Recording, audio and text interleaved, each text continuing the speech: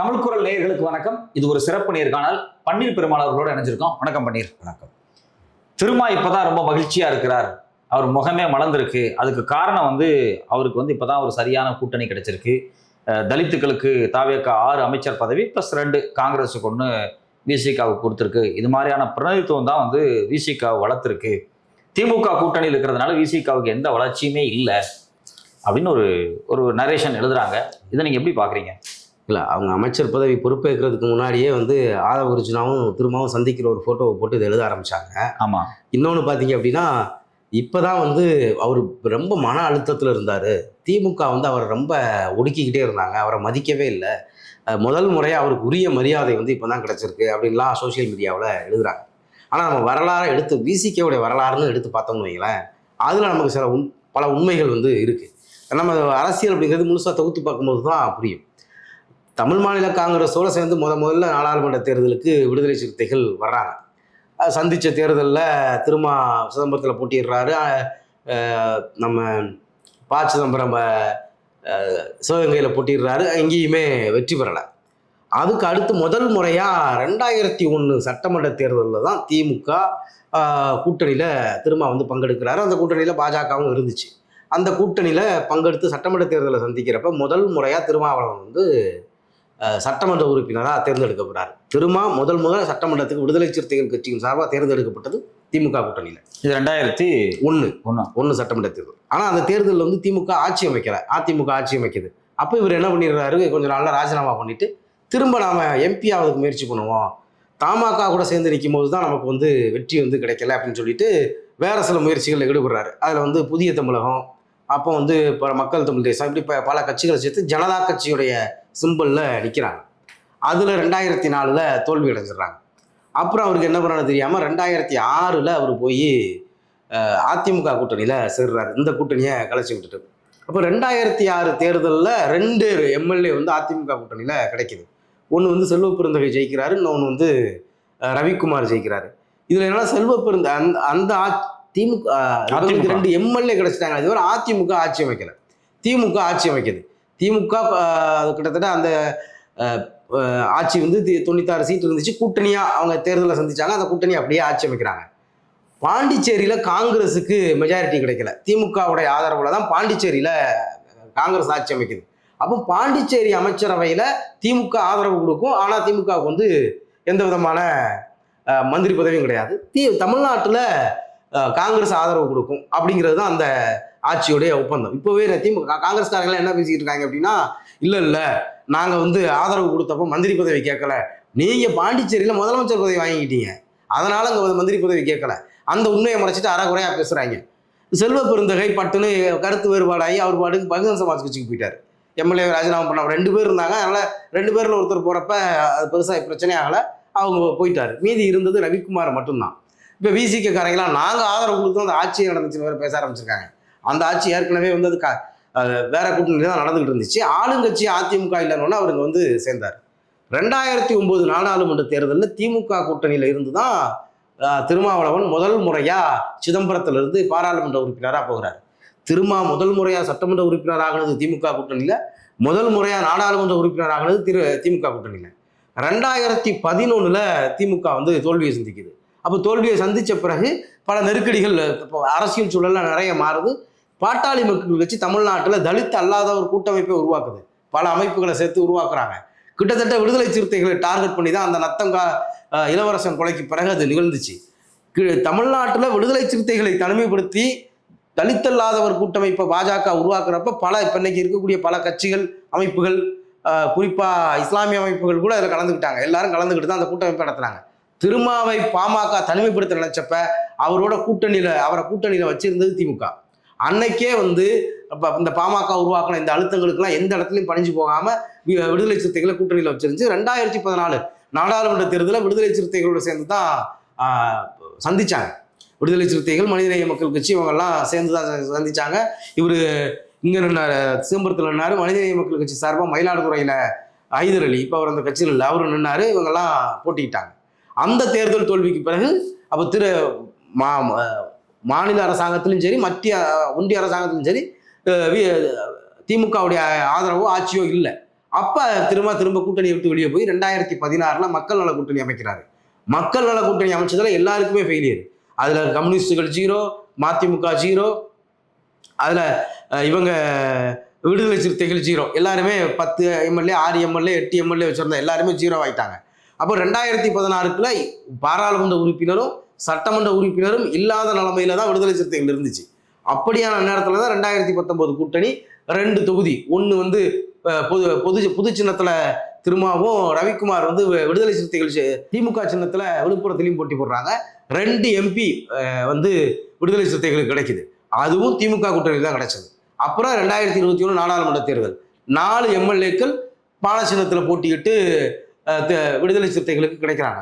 2021 தனி சின்னத்திலேயே 2 எம்பி சீட்டு வந்து கிடைக்கிறாங்க. விடுதலை சிறுத்தைகள் அங்கீகாரம் பெறாங்க. அப்ப விடுதலை திருமாவளவன் முதல் முறையா எம்எல்ஏ திமுக கூட்டணியில, எம்பி ஆனது திமுக கூட்டணியில. முதல் முறையா அவங்களுக்கு தனி சின்னத்துல ஒரு எம்பி கிடைச்சதும் 2 எம்பிக்களாக உருவாகினதும் திமுக கூட்டணியில. 4 எம்எல்ஏக்கள் கிடைச்சதும் அதுல 2 தொகுதி வந்து பொது தொகுதி. திருப்பூர்ல SS பாலாஜியும் நாகப்பட்டினத்துல ஆளூர் சானவாசன் ஜெயிச்சாங்க. இதெல்லாம் நடந்து முடிஞ்ச பிறகு அந்த 2 தொகுதியிலும் திமுக கூட்டணி இருக்கும்போது தான் திமுக கூட்டணியில தான் ஜெயிக்கிறாங்க. 6 தொகுதியில 2 அரக்கோணமும் வானூரும் தோத்துருது. இங்க கௌதம் சின்னாவும் அங்க வன்னியரசும் தோல்வியை சந்திக்கிறாங்க. மீதி 4 தொகுதி வெற்றி பெறாங்க. அப்போ விடுதலை சிறுத்தைகளுக்கு தனி சின்னத்தில் சட்டமன்றத்துக்கு வந்ததும் அதுதான். 2024 முதல் முறையா விடுதலை சிறுத்தைகள் வந்து 2 தொகுதிகள்லையும் அவங்க சின்னத்திலே நிற்கிறாங்க. அப்படியான ஒரு காலகட்டத்தில் தான் இவங்க பொது தொகுதி கேட்டாலும் விடுதலை சிறுத்தைகளுக்கு கொடுக்க மாட்டாங்களான்னு ஒரு ஏற்கனவே பொது தொகுதியில போட்டி போட்டு 2 எம்எல்ஏ இருக்கும்போது ஒரு ஃபேக் நரேஷன்ஸ் வந்து சோசியல் மீடியாவில் பலராலும் உருவாக்கப்பட்டுச்சு. விடுதலை சிறுத்தைகளுக்கு பொது தொகுதினா கொடுக்க மாட்டாங்கன்னு. ஏற்கனவே 2 பேர் இருக்காங்களே எம்எல்ஏக்களா அப்படிங்கிறத யாருமே வந்து பேசல. அப்போ இப்படியான சூழலுக்கு பிறகு 2024 2026 வரைக்கும் வந்து தொடர்ச்சியா விடுதலை சிறுத்தைகளுக்கு வந்து திமுக வந்து ஒரு அழுத்தம் கொடுக்குது. விடுதலை சிறுத்தைகளை வந்து திமுக வந்து நெருக்குது. இது வந்து ஆதவ அர்ஜுனா வந்து விடுதலை சிறுத்தைகள் இருந்து வெளியே போறாரு. வெளியே போயிட்டு அவர் அந்த விகடன்ல ஒரு அம்பேத்கர் பண்ணிட்டாங்கல்ல, அங்கேயே பேசினாரு. நம்ம அண்ணன் திருமாவளவன் இங்க வரலனாலும் அவருடைய மனசும் இங்கதான் இருக்கும், அவர் நம்ம கூட வருவாருன்னு அங்கிருந்து ஆரம்பிக்கிறாங்க. ஆதவ அர்ஜுனா என்னைக்கு விடுதலை சிறுத்தை விட்டு வெளியேறாரோ அன்னையிலிருந்து விடுதலை சிறுத்தைகளுக்கு திமுக ஒரு அழுத்தம் கொடுக்குது, திமுக விடுதலை சிறுத்தைகளை மதிக்கல இப்படிங்கிற இந்த கதையாளர்கள் எல்லாம் தொடர்ந்து சோசியல் மீடியாவில் வைக்கப்படுது. ஒரு அழுத்தம் உருவாகுது. அப்படியே அழுத்தத்தை உருவாக்கி கொண்டு வந்து இன்னைக்கு வந்து இப்பதான் அவர் மகிழ்ச்சியாவே இருக்காரு அப்படிங்க. அப்ப விடுதலை சிறுத்தைகள்ல எம்எல்ஏக்கள் வெற்றி பெற்ற பொழுது திருமாவுக்கு மகிழ்ச்சி இல்லை. விடுதலை சிறுத்தைகள்ல தேர்தல் அங்கீகாரம் பெற்ற பொழுது மகிழ்ச்சி இல்லை. 3 முறை பாராளுமன்றத்துக்கு திமுக கூட்டணியிலிருந்து திருமாவளவன் போகிறப்ப அவர் மகிழ்ச்சியா இல்லை. ஆனா கூட்டணியை விட்டு வெளியே வந்த உடனே மகிழ்ச்சியா இருக்காரு அப்படின்னு ஒரு நிறைய என்ன சொல்ல வர்றாங்க அப்படின்னா, வன்னியரசுக்கு ஒரு அமைச்சர் பதவி கொடுத்துருக்காங்க, அதனால மகிழ்ச்சியா இருக்காரு. இல்ல, அமைச்சர் பதவிக்கு முன்னாடியே அந்த நரேஷன்ஸ் அவங்க செட் பண்ண ஆரம்பிச்சிட்டாங்க. அவங்கள பொறுத்த வரைக்கும் ஆதவ அர்ஜுனா விசிகே விட்டு வெளியே போன நாளிலிருந்து திமுக கூட்டணியில் திரும்ப அவமானப்படுத்தப்படுகிறான்னு ஒரு நரேஷனை கிரியேட் பண்ணாங்க. அது ஆதவ அர்ஜுனாவோட திரும்ப போய் சேர்ந்த உடனே அந்த நரேஷன் ஒரு முடிவுக்கு வருது. அதனால இப்பதான் திரும்ப மகிழ்ச்சியா இருக்காரு அப்படின்னு ஒண்ணு சொல்றாங்க. ஒட்டுமொத்தமா 2001 2026 வரைக்கும் இந்த 25 ஆண்டு கால வரலாறுல விடுதலை சிறுத்தைகளுடைய வளர்ச்சி அப்படிங்கிறது எப்பெல்லாம் திமுக கூட்டணியில இருந்துச்சோ அப்பெல்லாம் தான் வளர்ச்சி அடைஞ்சிருக்கு. இன்னைக்கும் 2 எம்எல்ஏக்கள் திமுக கூட்டணியில இருந்துதான் வெற்றி பெற்றாங்க. அதுலதான் வன்னியரசு வந்து அமைச்சராயிருக்காரு. ஆமா, அப்ப இப்போ வன்னியரசு அவர்கள் அமைச்சரானது திமுக கூட்டணி ஜெயிச்சுதான் அமைச்சராயிருக்காரு. அப்ப இன்னொரு நரேஷன் சொல்றாங்க, விசிக இருப்பதால் தான் திமுகவே ஜெயிச்சுக்கிட்டு இருக்கு சில இடத்துல அப்படிங்கிறாங்க. இப்ப எந்த இடத்துல அதை சொல்லுங்களேன். அதாவது விசிகாவின் வாக்கு வங்கியை வாங்கி திமுக ஜெயிச்சதா ஒரு 4 தொகுதி சொல்லுங்களேன். தமிழ்நாட்டில் இப்ப ஜெயிச்சிருக்கல. ஒட்டஞ்சத்திரத்துல சக்கரபாணி 6 முறை ஜெயிச்சிருக்காரு. ஐ பெரியசாமி ஆத்தூர்ல இது அவர் 1 லட்சம் ஓட்டு வித்தியாசத்துல ஜெயிச்சவர். நீங்க தமிழ்நாடு முழுக்க இப்ப நாகப்பட்டினத்துல ஜவஹர் விழா போன முறையும் திமுக கூட்டணி தான் வெண்மொழிச்சு, இந்த முறையும் திமுக கூட்டணி. விசிக அப்படிங்கிறது வட தமிழ்நாட்டுல மட்டும் இருக்கக்கூடிய ஒரு கட்சி. இதை நானே தெளிவுபடுத்த விரும்புறேன். ஏன் அப்படின்னா, இப்ப நான் வந்து கோயம்புத்தூர் பகுதியிலிருந்து வரேன். அங்க விசிகாங்கிற திருவள்ளூர்ல இன்னைக்கு 59 சீட் ஜெயிச்சிருக்காங்க. அது சென்னையில இல்ல, திருவள்ளூர்ல இல்ல, காஞ்சிபுரத்துல இல்ல. அப்ப விசிகே வாக்கு வங்கியை வாங்கி தான் இந்த 59 சீட்டும். கோவை தெற்குல விசிகேவோட வாக்கு வங்கி என்ன? 2016 மக்கள் நல கூட்டணியில இன்னைக்கு திமுக ஜெயிச்ச தொகுதிகள்லாம் இவங்கெல்லாம் கம்யூனிஸ்டுகள் விசிகா எல்லாரும் சேர்ந்து எவ்வளவு வாக்கு வாங்கினாங்கன்னு டேட்டா எடுத்து பாருங்க. அது எந்த வாக்குகளை வாங்கி ஜெயிச்சதுன்னு அப்ப தெரியும்ல. இது விசிகன்னு இல்ல, மாணிக் தாகூர் சொல்றாரு எங்க ஓட்டை வச்சுதான் நீங்க ஜெயிச்சிங்கன்னு. கரூர்ல 2 தொகுதி திமுக வின் பண்ணி இருக்கு. 2014 தனியார் நின்னப்ப ஜோதிமணி 6 தொகுதி சேர்த்து வாங்கின வாக்கே 26,000 தான். 6 தொகுதி சேர்த்து. இதே மாணிக்க தாகூர் 4வது இடம் 2014. அப்போ அவருமே வந்து 28,000 ஓட்டு வாங்கினார்னு நினைக்கிறேன். 30,000 ஓட்டுக்கு உள்ளதான் ஓட்டு வாங்கினாரு. அப்போ மாணிக்க தாகூருக்கு 6 தொகுதியில் சேர்ந்து ஒரு தொகுதிக்கு 5,000 ஓட்டு கூட அங்கே விழலை. அவர் சொல்றாரு வந்து எங்க ஓட்டை வாங்கி தான் நீங்க ஜெயிச்சீங்க அப்படின்னு. 2014 நாடாளுமன்ற தேர்தலில் உங்க ஓட்டை வாங்கி எங்க ஜெயிச்சாங்க? அது நீ அன்னைக்கு வாங்கியிருக்கிற ஓட்டை எடுத்து பாருங்க.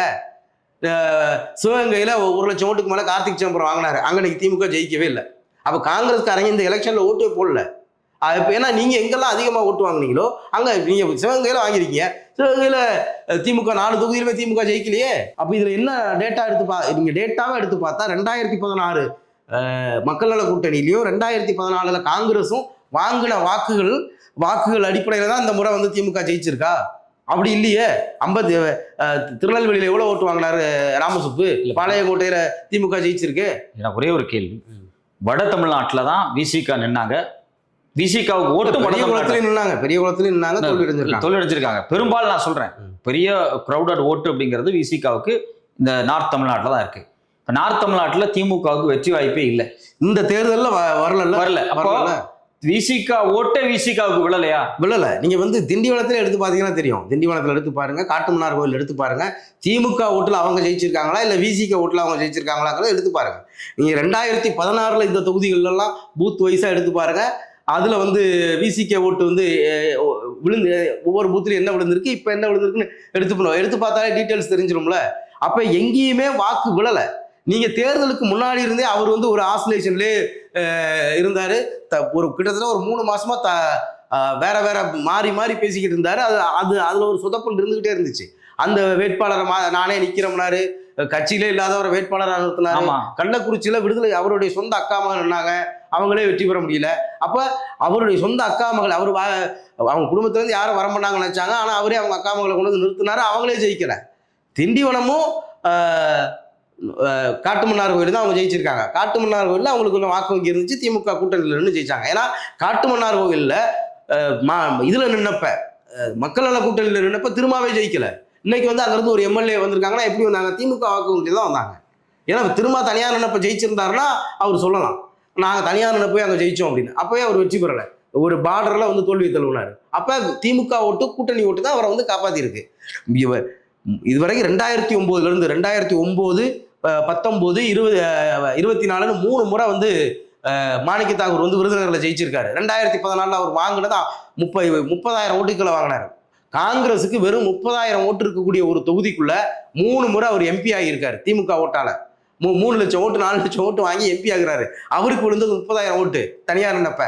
ஆனா அவர் எங்க ஓட்டை வாங்கி தான் திமுக ஜெயிச்சுது அப்படின்னு ஒரு நரேஷன்ஸை திரும்ப கிரியேட் பண்ண பாக்குறாரு. இல்ல இது வந்து ஆதவர்ஜுனாவால் அவர் நடத்தக்கூடிய அந்த வாய்ஸ் ஆஃப் காமன் அமைப்பால தலித் ஓட்டு, தலித் தான் அந்த பாலிடிக்ஸை வந்து முடிவு பண்றாங்க அப்படிங்கிற மாதிரியான ஒரு நரேஷன்ஸை கட் பண்ணி தான் தலித் மக்கள், தலித் அறிவுஜீவிகள் மத்தியில் ஒரு உரையாடல் நிகழ்த்துறாங்க. நாம தான் இந்த தமிழ்நாட்டினுடைய ஆட்சி அதிகாரத்தில் அறிவுஜீவிகள் மத்தியிலாம் அவங்க நிகழ்த்தலை. இன்னைக்கு வந்து தலித் முரசு புனித பாண்டியன் மாதிரி நீண்ட காலமாக அரசியலா அணுகக்கூடிய யாருமே இதை வந்து ஏத்துக்கல.